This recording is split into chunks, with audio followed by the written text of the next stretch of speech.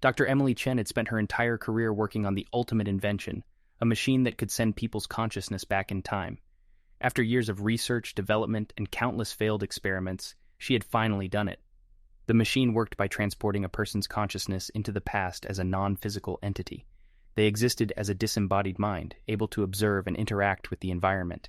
But they did not have a physical body that could be seen or touched by people in the past. The first person to test the machine was Dr. Chen herself.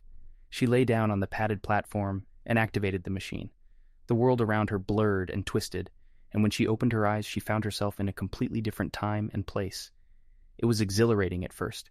Dr. Chen explored the past, witnessing historic events firsthand and experiencing cultures that had long since vanished. But as time went on, she began to notice strange side effects.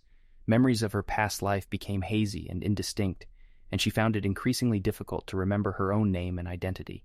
When she attempted to return to her own time, she discovered the horrifying truth. The machine had unintended consequences. People who used it found themselves trapped in the past, unable to return to their own time. They were effectively marooned in history, their consciousnesses disconnected from their bodies in the present day. Dr. Chen was horrified at what she had done. She tried to find a solution, but it seemed that the damage was irreversible. People who had used the machine became permanently stuck in the past, their minds forever separated from their bodies. The news of the machine's malfunction spread quickly, and soon people were lining up to use it, despite the risks. They were desperate to experience the past, and they believed that they could do so safely. Dr. Chen watched in horror as more and more people became trapped in history. She tried to warn them, but they wouldn't listen. They were too blinded by the allure of the past to see the danger that lay ahead. As the years went on, Dr. Chen watched as society began to crumble. The people who had been trapped in the past formed their own communities and civilizations, living out their lives in different eras and centuries. The present day became a hollow shell, a ghost town of abandoned buildings and empty streets.